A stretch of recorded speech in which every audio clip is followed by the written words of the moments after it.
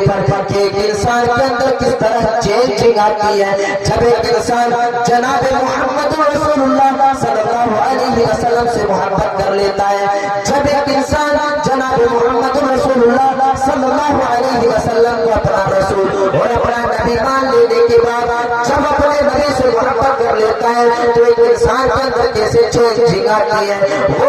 کہتی ہے کہ اے مرسل چلو رات گزار لیتے ہیں، چلو کچھ انجوائے کر لیتے ہیں، موج مستی کر لیتے ہیں۔ مرسل ابن ابی مرسل کہتے ہیں کہ اے علا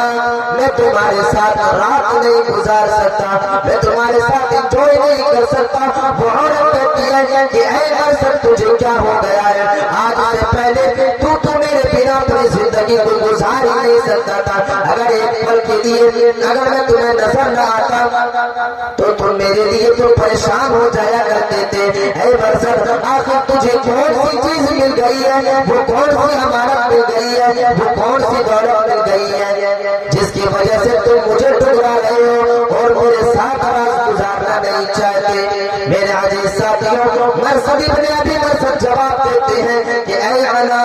مجھے کوئی چیز نہیں ملی ہے، مجھے کوئی سامان نہیں ملا ہے، بلکہ میں نے کسی انسان کے اوپر ایمان کو لے آیا ہے اور میں نے ایسے رب کا کلمہ پڑھ لیا ہے، میں نے ایسے نبی کا کلمہ پڑھ لیا ہے جس اسلام کے دائرے کے اندر داخل ہو جانے کے بعد، جس اسلام کے دائرے کے اندر اپنی قلم کو رکھ دینے کے بعد ایک انسان کے اوپر زناکاری حرام ہو جاتا ہے، ایک انسان کے اوپر بدکاری حرام ہو جاتا ہے۔ اللہ تبارک و تعالیٰ تو پورے جملے میں کہہ دیتا ہے وَلَا تَقْرَبُوا الزِّنَا إِنَّهُ كَانَ فَاحِشًا۔ اے علا میں تمہارے ساتھ اس لیے رات نہیں گزار سکتا کیونکہ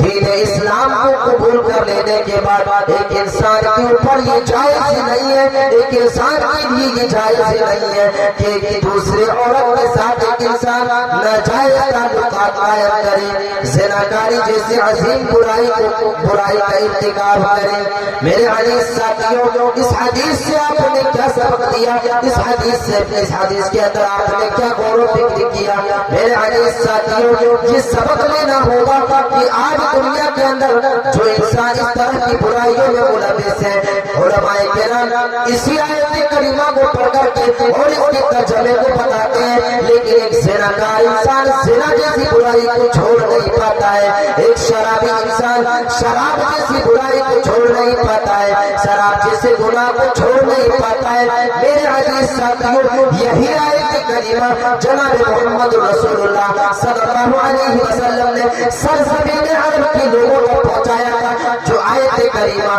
آج آپ کے سامنے اسٹیجوں سے پہنچایا جا رہا ہے، آج آپ کے سامنے مسجد کی خطبے سے پہنچایا جا رہا ہے۔ میرے عزیز ساتھیوں، ریزن کیا ہے کہ ہم اس آیت کریمہ کے اوپر عمل نہیں کر پاتے ہیں؟ میرے عزیز ساتھیوں، یہی ریزن ہے کہ ہم اللہ کے نبی صلی اللہ علیہ وسلم سے سچی محبت نہیں کرتے۔ ہم جناب محمد رسول اللہ صلی اللہ علیہ وسلم سے سچی محبت نہیں کرتے۔ یہ تو برائیاں چھوڑنے کی بات، لوگ فوراً جناب محمد رسول اللہ صلی اللہ علیہ وسلم کی باتوں پر لبیک کہہ کر کے برائیوں کو چھوڑ دیا کرتے تھے، اور اس دنیا کے اندر کتنے ایسے صحابہ کرام گزر چکے جنہوں نے نبی اکرم جناب محمد رسول اللہ صلی اللہ علیہ وسلم سے اس طرح محبت کرتے تھے کہ اپنی جان کی قربانی دے دیا کرتے تھے۔ میرے عزیز ساتھیوں، جب آپ حدیث کا مطالعہ کریں گے، ایک صحابی رسول کا نام آپ کے سامنے آئے گا، زید بن مسعود رضی اللہ تعالی عنہ کا۔ میرے عزیز ساتھیوں، اس صحابی رسول کو کفار مکہ قید کر لیتے ہیں، مشرکین قید کر لیتے ہیں، کافر قید کر لیتے ہیں، اور اسے سولی پر چڑھانے کے لیے، اسے پھانسی کے پھندے پر لٹکانے کے لیے حرم سے باہر لے جا رہے تھے۔ اتنے میں ابو سفیان زید بن مسعود رضی اللہ تعالی عنہ سے سوال کرتے ہیں، ان سے پوچھتے ہیں، کہتے ہیں کہ ایسے میں تمہیں اللہ کی قسم دے کر کے یہ سوال کر رہا ہوں، میں تمہیں قسم دے کر کے یہ پوچھ رہا ہوں کہ ایسے کیا تمہیں یہ گھبرا نہیں کہ تمہیں چھوڑ دیا جائے، تمہیں رہا کر دیا جائے، تمہیں اس پھانسی پر لٹکانے کی جو سوچ ہے اس کو چھوڑ دیا جائے اور تمہاری جگہ پر تمہارے نبی کو پھانسی کے پھندے کے اوپر لٹکا دیا جائے، ایسے کیا تمہیں گوارا نہیں، کیا تم یہ نہیں چاہتے کہ تمہیں چھوڑ دیا جائے اور تمہاری جگہ پر تمہارے نبی کو پھانسی کے پھندے پر لٹکا دیا جائے؟ اللہ کی قسم زید بن وسلہ رضی اللہ تعالیٰ عنہ جواب دیتے ہیں کہ اے ابو سفیان، میرے نبی کو پھانسی کے پھندے کے اوپر لٹکانے کی بات کرتے ہو، سنو میں تو یہ بھی نہیں چاہتا، مجھے تو یہ بھی تسلیم نہیں کہ میری رہائی کے بدلے میں میرے نبی کے پاؤں میں ایک کانٹا بھی چبھے۔ اے ابو سفیان، تم تو یہ کہہ رہے ہو کہ میں تمہارے نبی کو پھانسی کے پھندے کے اوپر لٹکا دوں، پھانسی کا پھندا تو دور کی بات ہے، سولی پر لٹکانے کی بات تو دور کی بات ہے۔ اے ابو سفیان، میں تو یہ بھی نہیں چاہتا کہ میں پھانسی کے پھندے سے بچ جاؤں، مجھے چھوڑ دیا جائے، مجھے رہا کر دیا جائے اور میرے رہائی کے بدلے میں میرے نبی کے پاؤں میں ایک کانٹا بھی چبھے اور میرے نبی کو اتنی بھی تکلیف پہنچے۔ میں تو یہ بھی تصور نہیں کر سکتا، میں تو یہ بھی نہیں سوچ سکتا۔ میرے عزیز ساتھیوں، ایک انسان یہ جانتے ہوئے بھی کہ مجھے پھانسی کے پھندے کے اوپر لٹکانے کے لیے لے کر کے جایا جا رہا ہے، میں اپنی جان سے بھی ہاتھ دھونے جا رہا ہوں، یہ کافر مجھے چھوڑنے والے نہیں ہے، یہ تو مجھے کچھ ہی دیر میں پھانسی کے پھندے کے اوپر چڑھا دیں گے۔ ایک انسان کو ایسے وقت یہ سوال کیا جا رہا ہے، اے لوگوں تصور کرو کہ وہ لوگ اس طرح اپنے نبی سے محبت کیا کرتے تھے۔ میرے عزیز ساتھیوں کہتے ہیں کہ مجھے تو یہ بھی گوارا نہیں تھی میرے رہائی کے بدلے میں میرے نبی کے پاؤں میں ایک کانٹا بھی چبھے۔ یہ صحابہ کرام کی جماعت تھی۔ میرے عزیز ساتھیوں، صحابہ کرام کی ایسی مثالیں سیرت کی کتابوں میں موجود ہے کہ وہ لوگ کس طرح اپنے نبی سے محبت کیا کرتے تھے، کس طرح اپنے رسول سے محبت کیا کرتے تھے کہ اگر ایک صدا بھی آ جاتی تھی، ایک ندا بھی آ جاتی تھی کہ اے لوگوں تمہاری ضرورت ہے اسلام کے لیے، اے لوگوں تمہاری ضرورت ہے اسلام کی سربلندی کے لیے، تو وہ لوگ چاہے جس طرح کی عالم میں بھی ہوا کرتے تھے، فوراً نبی سے محبت کو ثابت کرنے کے لیے، نبی سے محبت کی ثبوت، وہ نبی سے محبت کو ثابت کرنے کے لیے فوراً وہ اپنے گھروں سے نکل جایا کرتے تھے۔ میرے عزیز ساتھیوں، ایک صحابی رسول حضرت حنظلہ رضی اللہ تعالی عنہ، جس کو حدیث کے اندر غسیل الملائکہ بھی کہا جاتا ہے، یہ وہ صحابی رسول ہے جس نے نئی نبی کی شادی کی ہے۔ اس حدیث کے اوپر بھی غور و فکر کرے کہ ایک انسان کس طرح اپنے نبی سے محبت کیا کرتے تھے، کس طرح دین اسلام سے محبت کیا کرتے تھے۔ میرے عزیز ساتھیوں، رات کی آخری پہر میں ایک آواز لگانے والا آواز لگاتا ہے، ایک منادی آواز دیتا ہے، جناب محمد رسول اللہ صلی اللہ علیہ وسلم کی طرف سے یہ آواز لگاتا ہے کہ اے لوگوں کون ہے جو میدان جنگ کے لیے نکلنا چاہتا ہے، اے لوگوں میدان جنگ کے لیے نکلو۔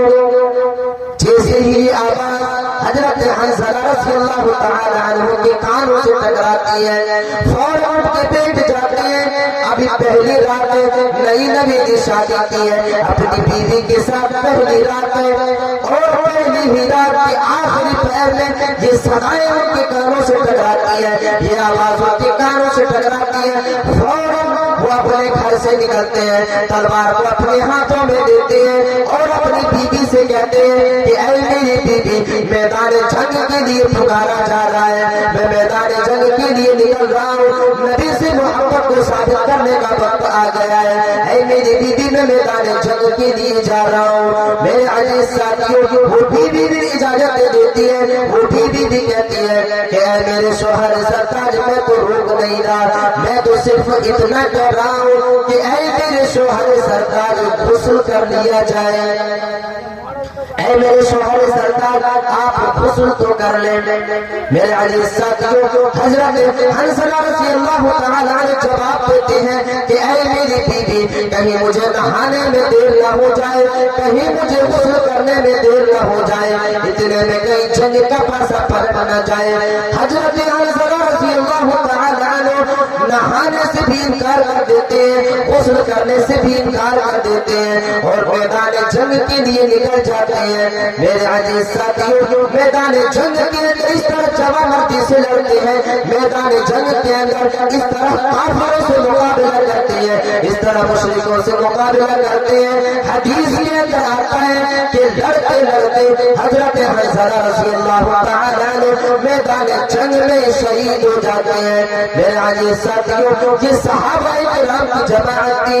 یہ صحابہ کرام کا گروہ تھا، جو لوگ ایک آواز پر بھی نبی سے محبت کو ثابت کرنے کے لیے ایک آواز پر بھی میدان جنگ کے لیے نکل جایا کرتے تھے، اور صرف نکلتے ہی نہیں تھے بلکہ میدان جنگ میں اس طرح لڑا کرتے تھے، اس طرح جوان مردی کے ساتھ کافروں سے مقابلہ کیا کرتے تھے، اس طرح جوان مردی کے ساتھ مشرکوں سے لڑا کرتے تھے کہ لڑتے لڑتے اپنی جان کی بھی قربانی دے دیا کرتے تھے، اور جان کی پاسی لگانے کے بعد بھی یہ کہا کرتے تھے کہ یہ جان دی ہوئی اسی کی تھی، حق تو یہ تھا کہ حق ادا نہ ہوا۔ یہ صحابہ کرام کی جماعت تھی۔ میرے عزیز ساتھیوں، آج ہم دنیا کے اندر کیا کر رہے ہیں؟ اپنے غریبان کے اندر جھانک کر کے تو دیکھیں، یہ صحابہ کرام کی جماعت تھی جنہوں نے برائیوں کو بھی چھوڑا اور دین کی سربلندی کے لیے اپنی جان کو بھی قربان کر دیا۔ میرے عزیز ساتھیوں، آج ہم اور آپ ایک مسلمان ہیں،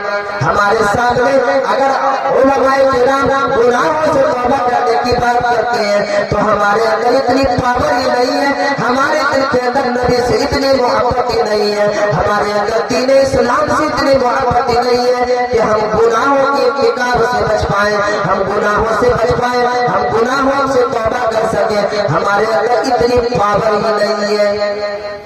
ہمارے ایمان کے اندر اتنی پاور ہی نہیں ہے کہ ہم نبی اکرم جناب محمد رسول اللہ صلی اللہ علیہ وسلم کے حدیثوں کو اپنا سکے اور ان حدیثوں کے اوپر عمل کر سکے۔ ہمیں اللہ سے بھی اتنی محبت نہیں ہے کہ ان کی آیت کریمہ کے اوپر عمل کر سکے۔ یہ ایک مسلمان کی حیثیت۔ میرے عزیز ساتھیوں، کس طرح صحابہ کرام اپنے نبی سے محبت کیا کرتے تھے۔ تصور کریں، جنگ بدر کا موقع ہے، اللہ کے نبی صلی اللہ علیہ وسلم جنگ کا اعلان کرتے ہیں، ایک طرف کفار کی طرف 1000 کی تعداد ہے اور مسلمانوں کی طرف 313 کی تعداد ہے۔ اللہ کے نبی صلی اللہ علیہ وسلم صحابہ کرام سے مخاطب ہوتے ہیں کہ اے لوگوں، اے میرے صحابہ کی جماعت سنو، کفار کی طرف 1000 کی تعداد ہے اور ان کے پاس لڑنے کے سارے سرارے موجود ہیں، ان کے پاس لڑنے کے لیے ساری چیزیں موجود ہیں، تلوار بھی موجود ہے، اسلحہ بھی موجود ہے، ان کے پاس گھوڑے بھی موجود ہیں، لڑنے کی ساری چیزیں موجود ہیں، لیکن مسلمانوں کی طرف 313 کی تعداد ہے، اس میں بھی کچھ بوڑھے ہیں، کچھ غریب ہیں، کچھ یتیم ہیں، اور ان کے پاس لڑنے کے لیے بھی کوئی سامان نہیں ہے، ان کے پاس لڑنے کے لیے کوئی ذرائع موجود نہیں ہے، ان کے پاس لڑنے کے لیے کچھ اسلحہ بھی موجود نہیں ہے۔ میرے عزیز ساتھیوں، اللہ کے نبی صلی اللہ علیہ وسلم صحابہ کرام کے درمیان میں آتے ہیں اور صحابہ کرام سے مخاطب ہوتے ہیں، کہتے ہیں عشیر علیہ ایھا الناس، اے لوگوں مجھے مشورہ دو، اے میرے صحابہ کی جماعت مجھے مشورہ دو، مجھے کیا کرنا چاہیے؟ کفار کی طرف 1000 کی تعداد ہے اور مسلمانوں کی طرف 313 کی تعداد ہے، اے لوگوں مجھے مشورہ دو، مجھے کیا کرنا چاہیے؟ حضرت ابو بکر صدیق رضی اللہ تعالی عنہ کھڑے ہوتے ہیں اور کہتے ہیں کہ اے میرے نبی، جو فیصلہ کرنا ہے فیصلہ کر دیجئے، جو فیصلہ صادر کرنا ہے، جو حکم صادر کرنا ہے حکم صادر کر دیں، ہم تو سمعنا واطعنا کرنے کے لیے تیار ہیں۔ اے نبی، ہم تو آپ کی کہی ہوئے جملے کے اوپر لبیک کہنے کے لیے تیار ہیں۔ تصور کرو کس طرح نبی سے محبت کیا کرتے تھے، کس طرح اپنے نبی کو اپنے لیے اسوہ مانا کرتے تھے کہ ایک انسان کہہ رہا ہے کہ اے نبی، جو بھی فیصلہ کرنا ہے فیصلہ کر لے، جو بھی حکم صادر کرنا ہے حکم صادر کر دے، ہم تو سمعنا واطعنا کرنے کے لیے تیار ہیں، جو بھی حکم آ جائے گا ہم اس حکم کے اوپر عمل کرنے کے لیے تیار ہیں۔ اللہ کے نبی صلی اللہ علیہ وسلم خوش ہو جاتے ہیں. دوسری مرتبہ صحابہ کرام سے سوال کرتے ہیں اشیر علیک ایھا الناس، اے لوگوں مجھے مشورہ دو تو مجھے کیا کرنا چاہیے. عمر فاروق رضی اللہ تعالی عنہ کھڑے ہوتے ہیں، یہ بھی کوئی جواب دیتے ہیں کہ اے میرے نبی جو فیصلہ سنانا ہے فیصلہ سنا دے، اے نبی جو حکم صادر کرنا ہے حکم صادر کر دے، ہم تو سمعنا وأطعنا کرنے کے لیے تیار ہیں. میرے عزیز ساتھیو، یہ نبی سے محبت ہے، یہ نبی سے محبت کا ثبوت ہے. ایک انسان یہ کہہ رہا ہے کہ اے نبی جو فیصلہ کریں گے ہم اس کے اوپر عمل کرنے کے لیے تیار ہیں، ہم اس کے اوپر سمعنا وأطعنا کرنے کے لیے تیار ہیں. تیسری مرتبہ سوال کرتے ہیں، حضرت مقداد کھڑے ہوتے ہیں، مقداد رضی اللہ تعالی عنہ کھڑے ہوتے ہیں، ان کے طرف سے بھی یہی جواب آتا ہے. تین انصاریوں نے یہ جواب دے دیا ہے. میرے عزیز ساتھیوں، چوتھی مرتبہ سوال کرتے ہیں اشیر علیک ایھا الناس، اے لوگوں مجھے مشورہ دو مجھے کیا کرنا چاہیے. سعد بن معاذ رضی اللہ تعالی عنہ کھڑے ہوتے ہیں، کہتے ہیں اے اللہ کے نبی آپ کیا سننا چاہتے ہیں. تین لوگوں نے تو جواب دے دیا ہے، تین لوگوں نے تو یہ کہہ دیا ہے کہ اے نبی جو حکم صادر کرنا ہے حکم صادر کر دے. کیا ہم سے بھی آپ کچھ سننا چاہتے ہیں کہ اے نبی کیا ہم سے بھی کچھ سننا چاہتے ہیں؟ تو اے نبی سنیں، میں تو یہاں تک کر رہا ہوں کہ اے میرے نبی اس لڑائی میں جتنی دولتوں کی ضرورت ہے جتنی بھی چیزوں کی ضرورت ہے اے میرے نبی میرے مال سے دے دیا جائے، جتنی دولتوں کو لینا ہے لے دیا جائے اور جتنے دولتوں کو چھوڑنا ہے چھوڑ دیا جائے. اے میرے نبی ہم موسیٰ کی قوم کی طرح نہیں ہے کہ جس طرح موسیٰ علیہ السلام کی قوم یہ کہا کرتے تھے کہ اے موسیٰ میں تو ان یہودیوں سے لڑنے کے لیے تیار نہیں ہوں، تم اور تمہارا رب جانے، تم اور تمہارا رب جو ہے ان یہودیوں سے لڑے. اے میرے نبی میں تو موسیٰ کی قوم کی طرح نہیں ہوں، میں تو یہ کہہ رہا ہوں کہ اے میرے نبی جو بھی فیصلہ کرنا ہے کرے، میں تو سمجھنا وعدہ کرنے کے لیے تیار ہوں. اے میرے نبی اگر آپ سمندر کے اندر چھلانگ لگائیں گے تو میں بھی سمندر کے اندر چھلانگ لگانے کے لیے تیار ہوں، میں بھی سمندر کے اندر گوٹا لگانے کے لیے تیار ہوں. کسی شاعر نے اس کا خوب نقشہ کھینچا ہے، دشت تو دشت ہے دریا بھی نہ چھوڑے ہم نے، دشت تو دشت ہے دریا بھی نہ چھوڑے ہم نے، بحر ظلمات میں دوڑا کیے گھوڑے ہم نے. میرے عزیز ساتھیوں، یہ صحابہ کرام کی جماعت تھی اور یہ نبی سے محبت تھی. میرے عزیز ساتھیوں، ایک انسان یہ کہا کرتے تھے کہ اے میرے نبی آپ جو فیصلہ سنانا چاہیں فیصلہ کر دیں، ہم تو اس کے اوپر عمل کرنے کے لیے تیار ہیں. اے میرے نبی آپ اگر سمندر میں چھلانگ لگائیں گے، آپ اگر سمندر میں گوٹا لگائیں گے تو ہم سمندر میں بھی چھلانگ لگانے کے لیے تیار ہیں، ہم سمندر میں گوٹا لگانے کے لیے تیار ہیں. میرے عزیز ساتھیوں، تو یہ نبی سے محبت ہے. سماج کے اندر ایک انسان محبت کا دعویٰ کرتا ہے، لیکن میرے عزیز ساتھیوں جب اس کی محبت کے اوپر آپ غور و فکر کریں گے تو اس کی محبت کے اندر نبی سے محبت پر بدعت کے آثار زیادہ نظر آئیں گے. میرے عزیز ساتھیوں، صحابہ کرام کی یہ حالت تھی کہ اس طرح نبی سے محبت کیا کرتے تھے. صحابہ کرام اپنے نبی سے اس طرح محبت کیا کرتے تھے اور اس دور کی صحابیہ بھی ایسی ہوا کرتے تھے، اس دور کی عورتیں بھی ایسی ہوا کرتے تھے کہ اپنے نبی سے بھی محبت کیا کرتے تھے اور اس طرح محبت کیا کرتے تھے. جب آپ حدیث کا مطالعہ کریں گے، جب آپ حدیث کے اوراقوں کو پڑھیں گے تو آپ کو ایک نام ملے گا جس کا نام ابھی نہ لیا ہے. یہ صحابیہ ہے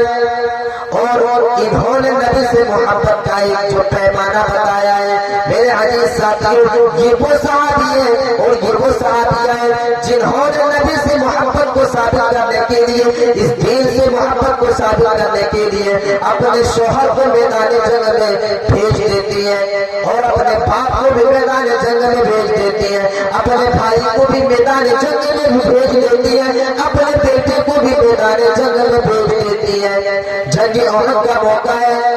اپنے اپنے انسانی کے سارے جو ہے اپنے انسانی کے سارے اپنے شوہر کو اور اپنے باپ اور اپنے بیٹے کو اپنے بھائیوں کو میدان جنگ کے اندر بھیج دیتی ہے اور آخر میں اپنے گھر سے نکلتی ہے اپنے باپ اور اپنے شوہر اپنے بھائیوں کے ویلکم کے لیے اور خوش آمدید کہنے کے لیے اپنے گھر سے نکلتی ہے. جیسے ہی اپنے گھر سے نکلتی ہے اس عورت کو صحابیہ کو پتہ چلتی ہے کہ جنگ کا ماحول جو ہے وہ بگڑ چکا ہے, جنگ کا ماحول جو ہے وہ بگڑ چکا ہے. نبی اکرم جناب محمد رسول اللہ صلی اللہ علیہ وسلم کی نافرمانی کی وجہ سے جنگ کے اندر جو ہے وہ افراتفری کا ماحول ہو چکا ہے, جنگ کی حالت جو ہے وہ بگڑ چکی ہے. کتنے صحابہ کرام بھی شہید ہو چکے ہیں. وہ صحابی اپنے گھر سے نکلتی ہے, جلدی سے اپنے گھر سے نکلنے کے بعد راستے میں ایک انسان سے سوال کرتی ہے کہ اے انسان بتا جنگ کی حالت کیا ہے. وہ انسان کہتا ہے کہ جنگ کی حالت تو بگڑ چکی ہے. وہ عورت کہتی ہے ما فعل رسول اللہ صلی اللہ علیہ وسلم, اے انسان بتا جنگ کی حالت اگر بگڑ چکی ہے تو مجھے بتاؤ کہ جناب محمد رسول اللہ صلی اللہ علیہ وسلم کیسے ہے. میرے عزیز ساتھیوں تصور کرو کہ ایک عورت اپنے نبی سے کس طرح محبت کیا کرتے تھے. باپ بھی جنگ کے اندر موجود ہے, بیٹے بھی جنگ کے اندر موجود ہے, بھائی بھی جنگ کے اندر موجود ہے اور شوہر بھی جنگ کے اندر موجود ہے. لیکن وہ عورت اپنے نبی کے بارے میں سوال کر رہی ہے, وہ عورت اپنے نبی کے بارے میں پوچھ رہی ہے. وہ عورت کہتی ہے ما فعل رسول اللہ صلی اللہ علیہ وسلم, اے انسان بتا کہ آخری نبی کیسے ہے, میری نبی جو ہے میرے نبی جو ہے وہ کیسے ہے. میرے عزیز ساتھیوں وہ انسان جواب دیتا ہے کہ اے خاتون تیرے شوہر کو تو کافروں نے مار گرایا ہے, اے خاتون تیرے شوہر کو شہید کر دیا گیا ہے. میں نے اپنے نظروں سے دیکھا کہ کافروں نے تیرے شوہر کو مار گرایا ہے. میرے عزیز ساتھیوں وہ عورت کہتی ہے کہ اے انسان میرے سوال کا جواب یہ نہیں ہے, میں یہ نہیں پوچھا کہ میرے شوہر کی کیا حالت ہے, میں تو یہ سوال کر رہی ہوں کہ میرا نبی کیسا ہے, میرے نبی کیسے ہے. میرے عزیز ساتھیوں وہ انسان جواب دیتا ہے کہ نبی اکرم جناب محمد رسول اللہ صلی اللہ علیہ وسلم صحیح سلامت موجود ہے. میرے عزیز ساتھیوں وہ عورت آگے نکلتی ہے, وہ صحابی آگے نکلتی ہے اور دوسرے انسان سے سوال کرتی ہے کہ ما فعل رسول اللہ صلی اللہ علیہ وسلم. وہ عورت سوال کرتی ہے کہ اے انسان بتا آخری نبی جناب محمد رسول اللہ صلی اللہ علیہ وسلم کیسے ہے. وہ انسان جواب دیتا ہے کہ اے خاتون اے عورت تیرے باپ کو بھی کافروں نے مار گرایا ہے, تیرے باپ کو بھی شہید کر دیا گیا ہے, تیرے باپ کو بھی کافروں نے شہید کر دیا ہے. وہ عورت کہتی ہے کہ اے انسان میرے سوال کا جواب یہ نہیں ہے, میں نے اپنے باپ کے بارے میں نہیں پوچھا ہے, بلکہ میں تو یہ سوال کر رہی ہوں کہ آخری نبی جناب محمد رسول اللہ صلی اللہ علیہ وسلم کی حالت کیسی ہے, جناب محمد رسول اللہ کیسے ہے. وہ انسان جواب دیتا ہے کہ اللہ کے نبی صلی اللہ علیہ وسلم خیمے کے اندر موجود ہے اور صحیح سلامت ہے. وہ عورت آگے نکلتی ہے, تیسرے انسان سے سوال کرتی ہے, تیسرے انسان سے پوچھتی ہے ما فعل رسول اللہ صلی اللہ علیہ وسلم, جناب محمد رسول اللہ صلی اللہ علیہ وسلم کیسے ہے. وہ انسان جواب دیتا ہے کہ اے عورت تیرے بیٹے کو کافروں نے مار گرایا ہے, تیرے بیٹے کو بھی جنگ کے اندر شہید کر دیا گیا ہے, تیرے بیٹے کو بھی کافروں نے شہید کر دیا ہے. وہ عورت جواب دیتی ہے اور اس انسان سے کہتی ہے کہ اے انسان میں تو یہ سوال نہیں کیا کہ میرے بیٹے کی حالت کیسی ہے, میں تو یہ پوچھ رہی ہوں کہ آخری نبی جناب محمد رسول اللہ صلی اللہ علیہ وسلم کی حالت کیسی ہے. وہ انسان کہتا ہے کہ جناب محمد رسول اللہ صلی اللہ علیہ وسلم خیمے کے اندر موجود ہے اور صحیح سلامت ہے. وہ عورت کہتی ہے کہ مجھے تو یقین نہیں ہے, چلو مجھے چل کر کے دکھایا جائے کہ جناب محمد رسول اللہ صلی اللہ علیہ وسلم کیسے ہے. وہ انسان اس عورت کو لے کر کے جناب محمد رسول اللہ صلی اللہ علیہ وسلم وسلم کے خیمے تک پہنچ جاتے ہیں. اللہ کے نبی صلی اللہ علیہ وسلم کے چہرے کو جیسے ہی وہ صحابیہ دیکھتی ہے, جیسے ہی وہ خاتون دیکھتی ہے, جیسے ہی وہ عورت دیکھتی ہے, اس عورت کے زبان سے کچھ جملے ادا ہوتے ہیں جس کو حدیث کے اندر محدثین نے لکھ دیا ہے, کل مصیبت بعد غزل. وہ عورت کہتی ہے کہ اے اللہ کے نبی صلی اللہ علیہ وسلم, آپ کے چہرے کو دیکھ لینے کے بعد ساری کی ساری پریشانیاں, ساری کی ساری مصیبتیں ہیچ ہیں. آپ کے چہرے کو دیکھ لینے کے بعد ساری کی ساری پریشانیاں اور ساری کی ساری تکالیف جو ہے وہ کم ہے. میرے عزیز ساتھیوں, محبت کا اندازہ لگائے کہ ایک انسان کس طرح, ایک عورت کس طرح اپنے نبی سے محبت کیا کرتے تھے. اپنے باپ کو بھی نبی سے محبت پہ اور نبی سے محبت کو ثابت کرنے کے لیے میدان جنگ کے اندر بھیجا, اور وہ باپ بھی میدان جنگ کے اندر شہید ہو گیا. اپنے شوہر کو بھی بھیجا محبت کو ثابت کرنے کے لیے, اس کے شوہر بھی میدان جنگ کے اندر شہید ہو جاتے ہیں. بیٹے کو بھی بھیجا اور بیٹے بھی شہید ہو جاتے ہیں. میرے عزیز ساتھیوں, اس کی پوری فیملی جو ہے وہ ختم ہو جاتی ہے, لیکن پھر بھی یہ کہہ رہی ہے کل مصیبت بعد غزل. اے اللہ کے نبی, آپ کے چہرے کو دیکھنے کے بعد ساری کی ساری مصیبتیں جو ہے وہ ہیچ ہے. میرے عزیز ساتھیوں, تو یہ محبت ہے, یہ نبی سے محبت ہے. اور محبت اسی چیز کا نام ہے کہ ایک انسان چاہے کتنی بڑی بھی پریشانیاں ہو, چاہے کتنی بڑی بھی مصیبت ہو, تو ایک انسان آسانی کے ساتھ برداشت کر سکتا ہے, آسانی کے ساتھ جھیل سکتا ہے. جس انسان سے وہ محبت کرتا ہے اس کے راستے میں جتنی بھی پریشانیاں آتی ہیں وہ آسانی کے ساتھ اس کو جھیل سکتا ہے. تو میرے عزیز ساتھیوں, رمضان المبارک کا مہینہ آنے والا ہے. میں نے اسی مناسبت سے اس موضوع کو انتخاب کیا ہے. وہ لوگ, وہ صحابہ کرام اپنی جان کی قربانی دیا کرتے تھے, وہ صحابہ کرام اپنی دولت کی قربانی دیا کرتے تھے, وہ صحابہ کرام اس نبی سے محبت کے لیے اپنی ساری کی ساری غلاموں سے توبہ کر لیا کرتے تھے. اے میرے عزیز ساتھیوں, اے مسلمانوں,